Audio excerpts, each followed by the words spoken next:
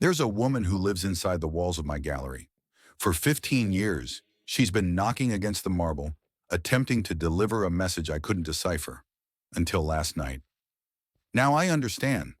I've always felt profoundly relieved to put that burning city behind me, move past the death and destruction, divide myself from the ash and the ruins, the rust-colored clouds and the blood-orange sky. Out of sight, out of mind. Towering steel doors swung shut as I stepped into the gallery. I sighed, allowing my shoulders to sag as I slowly twisted my neck. Left to right, right to left. The AC hummed, and its crisp, mechanical breath crawled over my exposed skin. My body cooled. The muscles in my neck began to unwind. This was my sanctuary, the last building standing, a great marble raft drifting above an ocean of rubble. I couldn't let myself completely relax, though. Yes, the gallery was safer than the inferno outside its walls. Much safer. But it came with its own risks. Because it wasn't just my sanctuary, I shared the refuge with one other person. Unlike me, she never seemed to leave. She usually wasn't visible when I entered, but she was always there. If I couldn't see her, that meant she was in the walls. If she was in the walls, she'd be knocking her forehead against the marble. She didn't have any knuckles, so the woman made her skull an instrument. Same pattern every time, measured and deliberate. Tap, pause, tap, tap, tap, pause, tap, tap, tap, tap, pause, tap, tap. The knocks were gentle, but the sound carried generously through the cavernous studio floor. It was a single box-shaped room with 30-foot-tall ceilings and not a lot in between. Each wall held a few paintings from artists of no renown. There was a spiral staircase in the center, but the 68 metal steps led to nowhere, abruptly stopping 2/3 of the way up. And most cryptically, there was the elevator, directly across from the entrance. No buttons to call the damn thing. The outline of a down arrow above the doors I'd never seen flash. No one ever came out, and I knew no one ever would either. The elevator was a one-way trip, constructed for me alone. Wasn't ever sure how I knew that fact, but I'd bet my life on its truthfulness, 20 times over. So there I'd be, by myself on the gallery floor, that snake of a woman slithering through its walls, surrounded by an empty, burning city for miles in every direction. It would always start with me approaching the massive steel doors, waves of heat galloping over my back. But when it would end was variable. It could take minutes. It could take hours. On rare occasions, it could take days or weeks. Eventually, though, I'd wake up. The same inscrutable dream, every night without fail for over 15 years. A transmission from the depths of a hollow reality that I never understood until last night. Tap, pause, tap, tap, tap, pause, tap, tap, tap, tap, pause, tap, tap. My birth. Ever since I can remember, I've felt out of place, an outsider among my own species. I'm sure a lot of people experience a similar pariahhood, and I obviously can't confirm my lived experience is distinct or extraordinary in comparison. Let me provide an example. Some objective proof of my otherness. As soon as I drew a first breath, my mother's heart stopped. Spontaneous cardiac arrest, no rhyme or reason, an unceremonious end, like the death of an old car battery. The medical team leapt into action. A few doses of IV adrenaline later, the muscle wearily returned to duty. But the moment her heart restarted, mine then stopped. Then they'd resuscitate me, only to have my mother die again. So on and so on. The way my dad used to tell it, the doctors became incrementally more unnerved and bewildered each time we flipped. Life was a zero-sum game in that operating room. It was either me or her, and there was nothing they could do to change that. An unshakable declaration from God, or the Reaper, or whatever unknowable divinity would be in charge of such an edict. The uncanny tug-of-war would have probably been amusing to witness if the implications weren't so deeply tragic. 3 or 4 cycles later, my mother's heart gave out completely, obstinately refused to beat, no matter what the medical team did. Dad would sometimes theorize that was an active decision made by the doctors that handled her care, even if they didn't have the balls to admit it. Like once they realized that one of us was dying, They arbitrarily awarded me with life. Started covertly injecting saline into my mother's veins instead of adrenaline or something. I doubt that last part actually happened. The circumstances were just viciously unfair, and that type of thing is fertile soil for growing conspiracy. Regardless, I felt his pain. See, that's the rub. Although I've always felt like an outsider, that doesn't mean I've lacked empathy. I have reverence for the people around me. I've just never felt connected to any of them. I'm like a naturalist living alone in the jungle. I love the flora and the fauna. I respect the miracle that nature represents. But at the end of the day, I'm still alone, which brings me to Anthony. My childhood. I experienced a fair amount of bullying as a kid. Probably became a target on account of my quiet nature and my social isolation. A lone gazelle straying too far from the safety of the herd. They didn't scare me much, though. I just couldn't see them as predators, more like flies buzzing around my head. Noisy and a smidge irritating, but ultimately harmless. That was the problem. They wanted to feel like predators, and I wasn't providing the sensation. Inciting fear and misery made them feel in control. So when they couldn't get a rise out of me with their routine arsenal of schoolyard mockery, things escalated. And every time a new prank was enacted, a carton of milk spilled over my head, a few spiders dumped into my backpack, etc., I would notice Anthony watching from the sidelines, livid on my behalf. Tall for his age, frizzy black hair, blue eyes boiling over with anger behind a pair of thick square glasses. One afternoon, Austin, a dumber and more violent breed of bully, became fed up with my relative disinterest. Decided to take the torment up a notch. He snuck up behind me while I was eating lunch, stuck a meaty claw into my bun, and yanked a thick chunk of hair from my scalp. That was certainly my line in the sand. It was Anthony's too, apparently. I spun around. Before he could even gloat, I lunged forward, opened my jaw, and bit down hard on his nearest elbow. At the same time, Anthony had been running up behind him with a metal lunch tray arched over his shoulder. The shiny rectangle connected to Austin's temple with a loud clatter, almost like the ringing of a gong. It was a real 1-2 punch. An hour later, Anthony and I had our first conversation outside the principal's office, both waiting to be interrogated. I've never been quite comfortable with the way he looked at me, even back then. His grin was too wide, his focus too intense. On the surface, it was an affectionate expression, but there was something dark looming behind it all, a possessiveness, a smoldering infatuation that bordered on obsession. I tried to ignore it because I genuinely did like him. As a friend. He was the only one I felt comfortable confiding in, the only person who knew of the gallery and the burning city other than myself. Now there's no one else. This post is designed to fix that. The gallery, Eid Conquers the Tyrandos, was my favorite. The first word is pronounced E-Day, I think. It wasn't the largest painting in the gallery, nor was it the most technically impressive. There was just something bewitching about the piece, though. I found myself hopelessly magnetized to it for hours every night.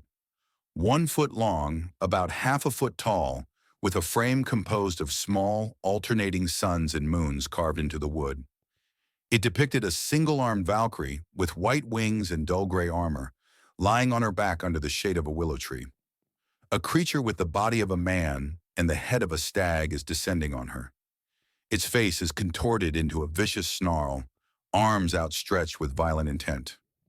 The beast seems unaware of the serrated dagger in the Valkyrie's singular hand, tenting the skin on the right side of its neck, about to draw blood. Oil paint lended the scene a striking vibrancy. The grass appeared lush, almost palpable.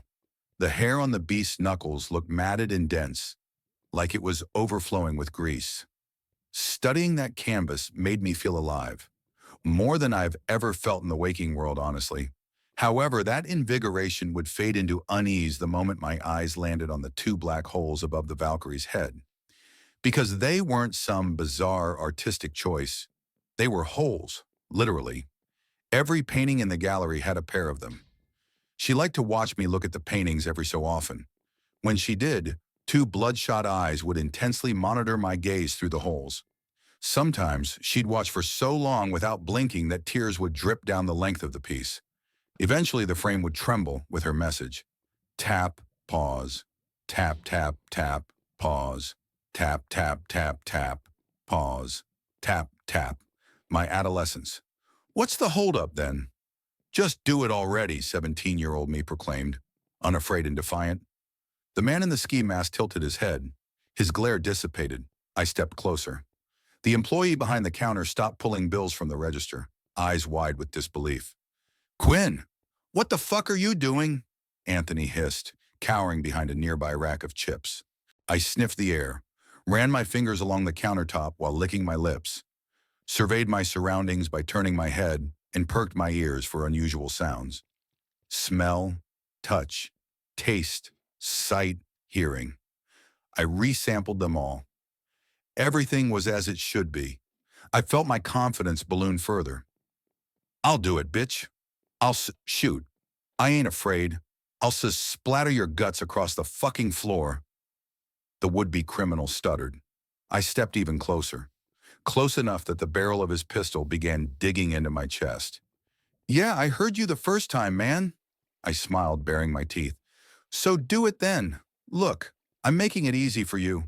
Don't even have to aim. Like the flick of a switch, his demeanor changed. The gunman's bravado collapsed in on itself, falling apart like papier-mâché in the rain. Without saying another word, he sprinted from that CVS and disappeared into the night. I flipped around so I could face Anthony, closed my eyes, and took an exaggerated bow. He wasn't applauding. Neither was the flabbergasted kid behind the cash register, for that matter, but I sure as shit pretended they were. I was damn proud of my little parlor trick. Later that night, though, I'd ruined the magic. Anthony was insistent, just wouldn't let it go. He wore me down, so I told him that I didn't experience any synesthesia. That meant we were safe. No one in that convenience store was going to die. My performance was just a logical extrapolation of that arcane knowledge. No one was going to die relatively soon anyway. My first dream of the burning city and the gallery came the night of my 11th birthday. My ability to sense approaching death came soon after. Synesthesia, for those of you unaware, is a neurological condition where the stimulation of one sense becomes involuntarily translated into the language of another sense. But that probably sounds like a bunch of medical blather, so let me provide you with a few examples. The man tasted loud. The apple felt bright. The musical note sounded purple. You get the idea. It's like nerves getting their wires crossed. For a whole year before his death, my grandfather looked salty. His apartment smelled quiet. His voice sounded circular. And all of those queer sensations only became more intense as his expiration date approached. I eventually picked up on the pattern. Once I grasped the bounds of my extrasensory insight, death lost its hold over me. You see, death draws a lot of its power from anticipation. People don't like surprises, especially shitty ones. Nobody wants to be startled by the proverbial monster under the bed. I, however, had become liberated. I could feel death's advance from miles away. Therefore, I had nothing to fear, nothing at all. At least that's what I used to believe when I was young and dumb. Unfortunately, there are two major flaws in my supposed invulnerability that I completely swept under the rug. You may be shouting them at your computer screen already. Just because I could sense death didn't mean I was shielded from the tragedies of life. I didn't know for certain that I could sense everyone's death. There's one person in particular who would be unverifiable by definition. How could I be sure that I was capable of sensing my own death coming if I had never died before? The gallery. The night of my 12th birthday, she revealed herself. She finally came out. There was a crack aside the elevator, no larger than the size of a volleyball. It was impossible to see what lay beyond that crack. Its darkness was impenetrable. The woman wriggled out of that darkness and slithered towards me. She had somehow been reduced to just a head with a spinal cord lagging behind it, acting as her tail. Her movements were distinctly reptilian, rows of vertebrae swinging side to side, creating U-shaped waves of rattling bones as she glided across the marble floor. I couldn't see her face until she was only a few feet away. Long, unkempt strands of gray hair obscured her features, wreathing them behind a layer of silver filaments like the blinds on a window. There was a crater at the center of her forehead. A quarter-sized circle of her skull had been completely pulverized from the incessant knocking. She twirled around my leg, spiraling up my torso until she was high enough to drape her spinal cord over my shoulders. Then we were face to face, and she spoke the only 8 words I've ever heard spill from her withered lips until last night. "Are you ready to see what is below?" I shook my head. She looked disappointed. Then I woke up. 365 days later, she'd wriggle out from the crack again to ask me the same question. Year after year after year. My early 20s. In order for you to understand what transpired over the last 24 hours, I need to explain me and Anthony's falling out. The summer before I went away to college, he arrived at my doorstep and professed that he was in love with me. Had been for a long time, apparently. His speech laid out all the gory details, how he believed we were soulmates, how perfect our children were going to be, how honored he was to get to die by my side. Note the language. It wasn't that he believed we could be soulmates or that our children could be perfect. No, that phrasing was much too indefinite. From his perspective, our future was already sealed, written in the stars whether I liked it or not. I tried to ease him back to reality gently, reiterated the same talking points I'd harped on since he hit puberty. Romantic love wasn't in the cards for me. I was incapable of experiencing that level of connection with anyone. It had nothing to do with the value of him as a person or as a potential mate. My rejection wasn't a judgment. He wouldn't hear it. Instead, he accused me of being a stuck-up bitch through bouts of rage-tinted sobs. I was going to college, and he was staying in our hometown to take a job at his father's factory. That must be it, he realized out loud. I didn't feel like he was good enough for me. He lacked prestige. I think I responded to those accusations with something along the lines of, "Listen, Anthony, I don't think I'm better than you. It's not like that at all. We're just different, fundamentally different. I'm sorry, but that's never going to change either. Not for you and not for anyone else." In retrospect, maybe I could have selected cleaner verbiage. In the heat of the moment, I don't think he took the words as I intended. From there, Anthony hurled a chair through my house's living room window, stomped out the front door, and exited my life for a little over 5 years. Current day, fast forward to last week. I returned to my hometown from my apartment in the city due to the death of my father, something I began feeling inklings of 2 years ahead of time. After the funeral, I focused on getting his estate in order, only venturing down onto Main Street once in the 7 days I've been here. The coffee machine broke, and I was in dire straits. And who do I just so happen to run into? Anthony. Honestly, I barely recognized him. He was no longer sporting a lanky frame, frizzy black hair, and thick bottle cap glasses. His body was muscular, almost Herculean. He slicked his hair back, varnishing it with some hideously pungent over-the-counter male beauty product. He no longer wore glasses now that he was able to afford a LASIK procedure, cured his short-sightedness for good. I couldn't detect the same darkness behind his eyes anymore, but that wasn't because something purged it from his system. He'd just gotten more proficient at hiding it. Last night we went out for dinner and a drink, platonically. I made that exceptionally transparent from the get-go. He teased me in response, inquiring whether my boyfriend in the city would come kick the shit out of him if he heard I was out with an old flame.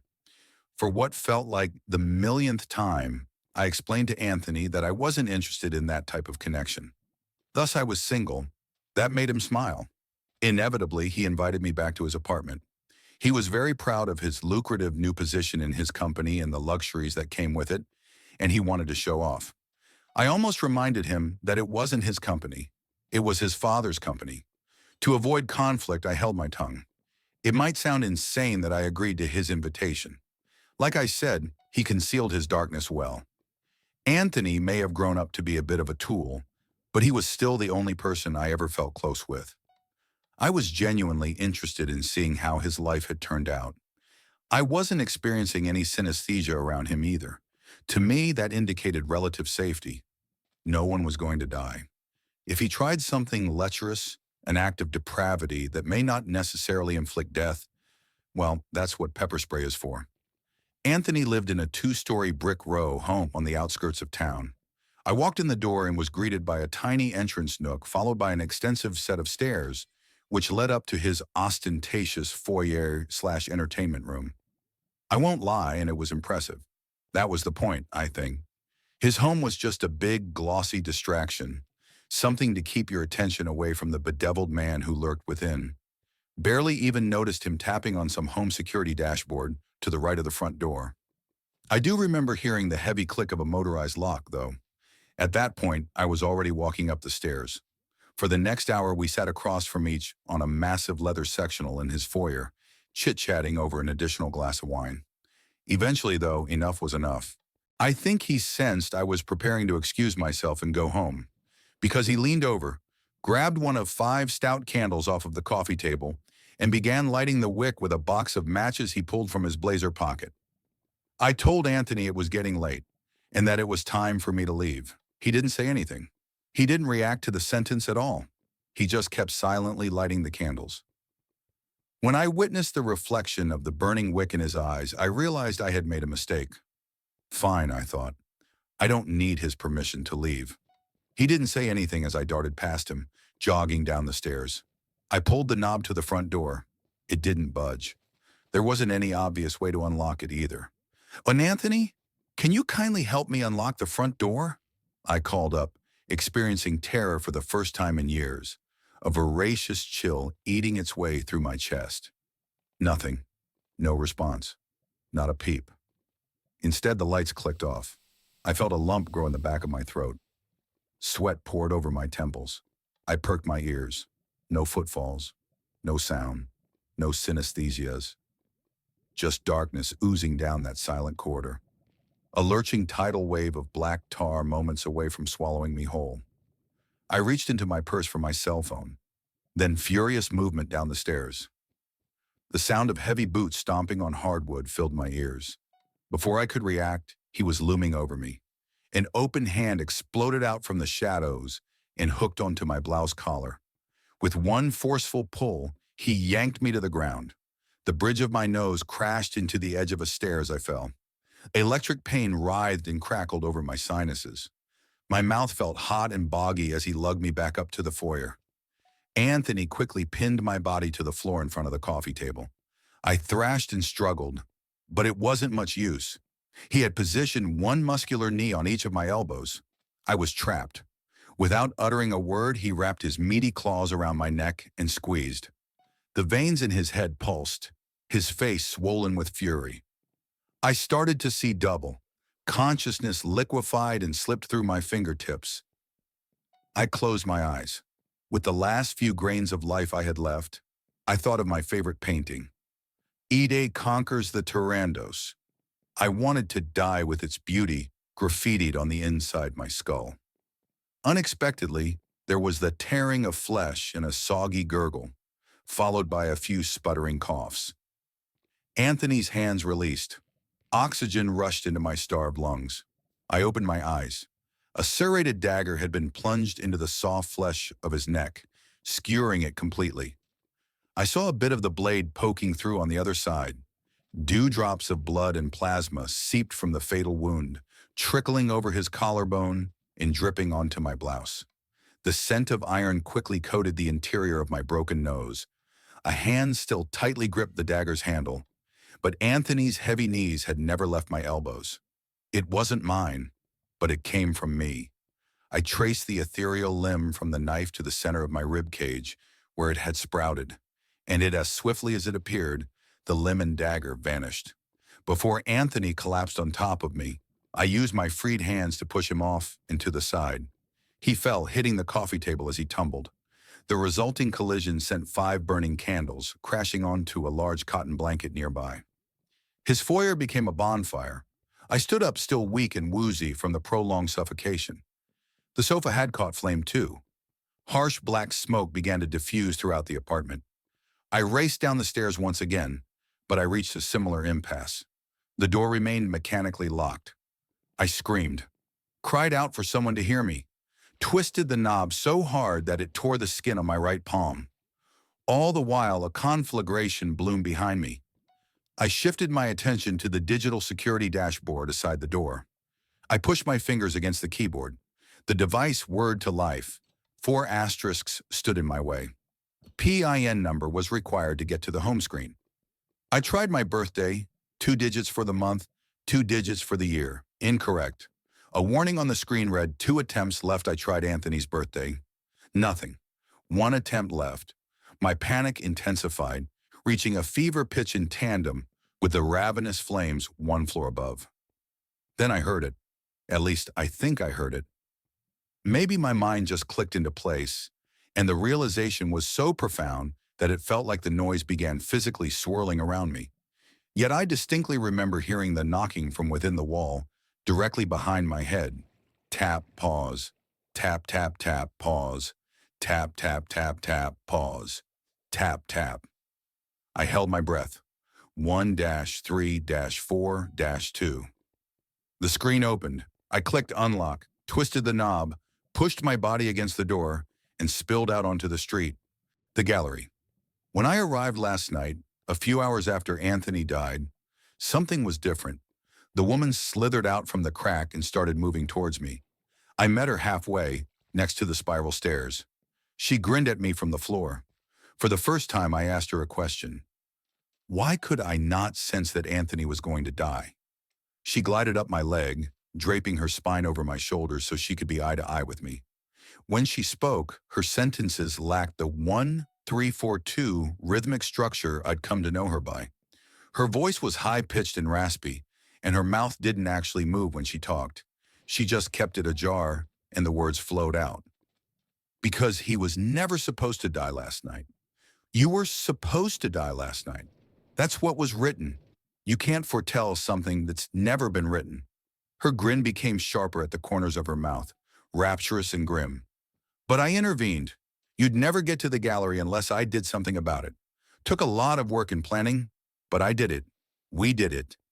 Then it was her turn to ask me something. Are you ready to see what's below? I nodded.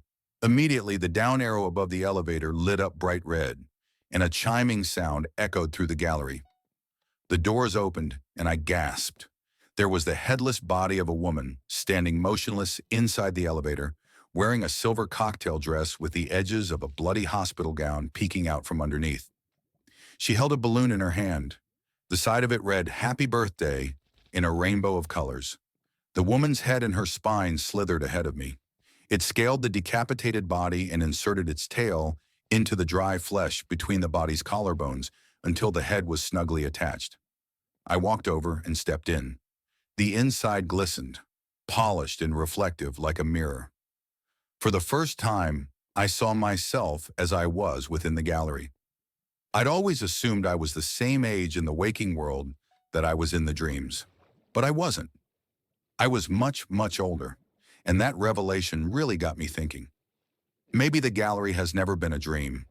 Maybe it's been more of a premonition, a vision of the future, the sight of a colossal marble coffin towering above the ruins of an ever-burning city, an altar to the new gods of a new age. The woman's newly fastened head turned to me and whispered, "If you wake up before we get there, that's okay. You're finally safe. We can try again every night without fear. Eventually, with enough practice, you'll make it over the apotheotic threshold. We can bring this all to fruition, my love. My single-arm Valkyrie, my deep red moon, my one and only daughter." Then I woke up.